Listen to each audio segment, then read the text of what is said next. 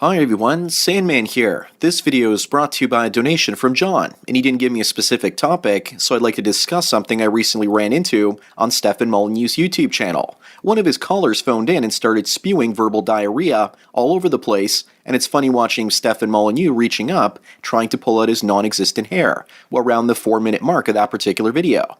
And just for the record, that video is the first link in the description. The caller tries to explain what fourth-wave feminism is, and she has a very difficult time making any sense of it, and then we see Stefan Molyneux trying his very best to look interested in what she has to say. She says that fourth-wave feminism nullifies love. But I find that rather hard to believe because women are already incapable of the same type of love that men feel for them, so she's probably just afraid that men aren't going to basically love women anymore. Fourth-wave feminism is supposedly going to cause a situation where men no longer love women, and that's for sure, but women aren't going to cause this, it'll be a byproduct of their actions. She also talks about the nullification of compassion and beauty. Again, true compassion comes from men, so men are the ones that are no longer going to care about women.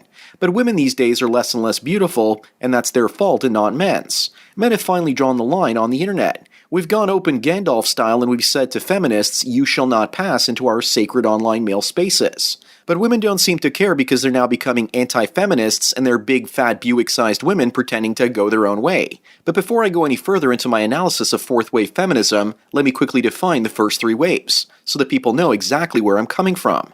First-wave feminists brought women the vote and the few brave women that began entering the workforce. This is the time of the Suffragettes and the Temperance Movement. The first wave was all about political power for women. Then we have the second wave, which revolved around the reproductive revolution, sexual liberation, no-fault divorce, and virtually full employment for women with the rise of the service industry.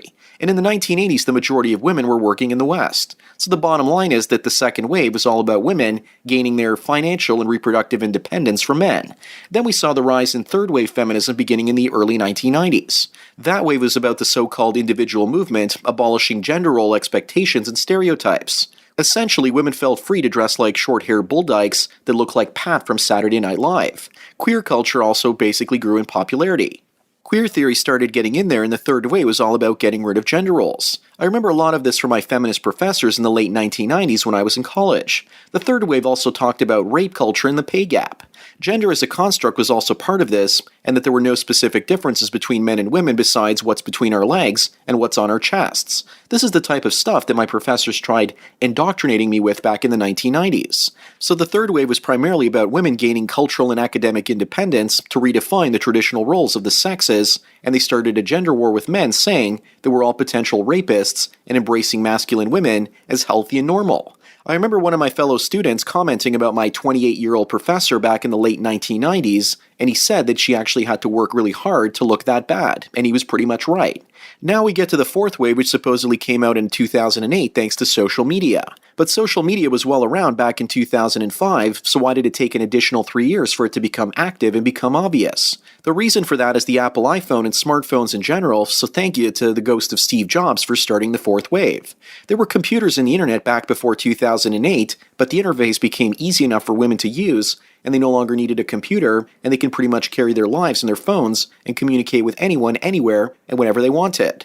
Women didn't like sitting at computers and communicating with people. It was too much of a nuisance. I remember my girlfriends always complaining that I was spending too much time on the internet and that I was addicted and that I needed mental health to get off the computer. But a few years later, my girlfriend gets a phone with an internet connection, one of those early Blackberries with a big screen, and the internet is suddenly there and she can't stop using it, and when I question her about it, she gives me the look of death, followed by the cold shoulder.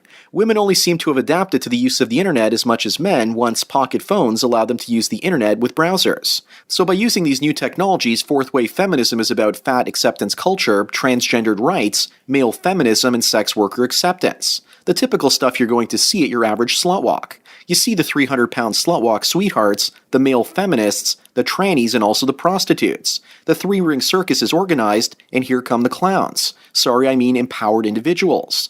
The only reason that fourth-wave feminism using the empowerment of technology exists is because the technology is now very easy to use. Fourth-wave feminism is all about technology, using that technology and social media for activism to be exact. Anita Sarkeesian is a perfect example of this. Feminists are using technology to shame men and cost them their jobs and destroy their reputations. They're trying to silence men through doxing and other online manipulations. The MGTOW and online skeptic/anti-feminist community is a response to the so-called fourth wave of feminism. When women got the vote in first wave feminism, men could still escape women by going to work at the factory. Then in second wave feminism, men started dropping their chauvinism and machismo attitudes and didn't necessarily mind becoming stay-at-home dads. Well, most of them didn't mind. Finally, in third wave feminism, it didn't matter either because as women took over the universities, men began to leave. But the internet is the last place that men really have that isn't controlled or socially policed by women entirely. That's why we're seeing fourth wave feminism enter into the video game space and trying to tone police the so-called objectification of women on that space. What these women don't seem to understand is that most guys will just play first-person shooter games or Command and Conquer if the industry is forced to get rid of those hot babe games like Grand Theft Auto. All of this online activism is the reason we saw Anita Sarkeesian go to the United Nations and demand that simply criticizing a woman online can now be classified as violence. Each wave of feminism ends up costing a man something, either his livelihood or possibly something else that basically deprives him to the benefit of the woman. First wave feminism saw many male politicians lose their jobs because new socialist politicians were voted in by women. Second wave feminism using divorce, female employment, and the sexual revolution cost men their families, children, income, and most beta males lost their sex lives because women were choosing to jump around from alpha cock to alpha cock. Third wave feminism cost men their educations and high-paid careers as women flooded the universities and drove the price through the roof because they all needed women's studies and English degrees. Any new freedom that a woman gets means that a man loses that freedom that he once enjoyed. So now women are coming after online anonymity. Men are finally fighting back against fourth wave feminism because they aren't afraid to piss women off. Because they won't lose access to that golden vagina so long as they stay nameless and faceless. And that's why women are using doxing online to shut men down.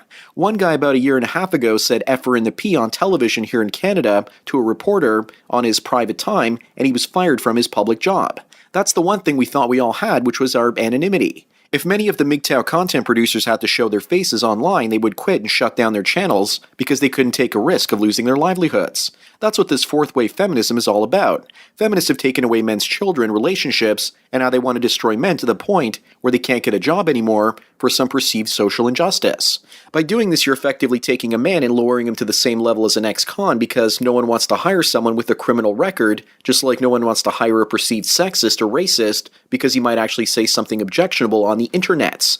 Yes, fourth wave feminism is a thing because they actually had a summit at Yale University back in 2015 to discuss it. Fourth wave feminists are all about liking and tweeting their ideas online. They're lazy activists, but they can destroy a man using technology. The same technology that men invented in the first place. I'm sure that some of you remember CS MGTOW, well, he had to take down his channel after he was doxxed. I put that doxing incident as a second link in the description, and you know what's going to happen. I'm going to get a lot of critics saying, how dare you share that video link, Sandman, with your audience size? You could really damage this man's reputation, and people could see it, and they shouldn't be seeing it at all. Well, if you type in CS MGTOW in the YouTube search box, the video I'm sharing is the first one that pops up. So it's no big secret, but this just shows us the power of technology. I also spoke to Turd-Flinging Monkey a while back about possibly meeting up. And he's paranoid about being outed as a MGTOW, and he's rightfully so because it could cost him his job. As I've mentioned in previous videos, I make half of my income from my YouTube channel, and some people responded to that like it's a crime or something.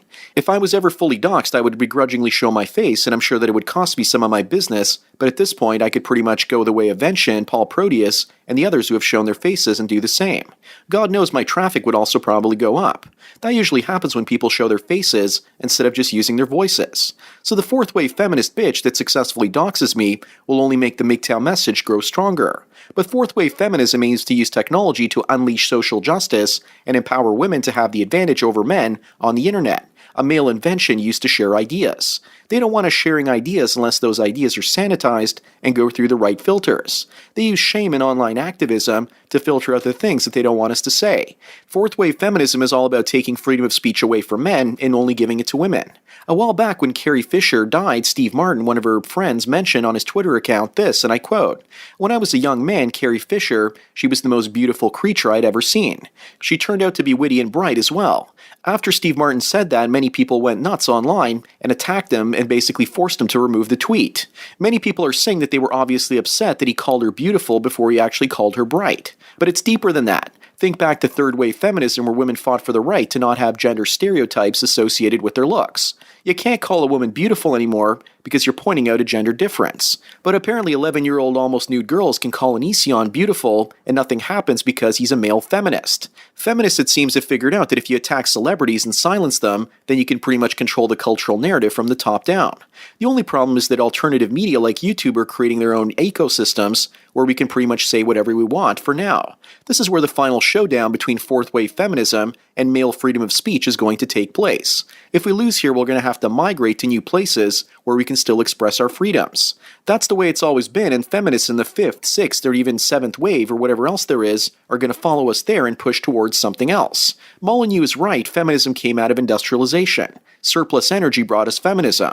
If it wasn't for that surplus, then women would probably be still cooking next to that wood-burning stove, or they would raise children, and they wouldn't have their freedoms. The free market gave women all these choices and freedoms, yet they hated the capitalism that supposedly kept women down under the patriarchy. How ironic is that? Anyways, that's all I've got to say for today. Thanks again, John, and I hope you enjoyed this topic. As for everyone else out there, please follow me on Twitter or like me on Facebook to get tomorrow's video today.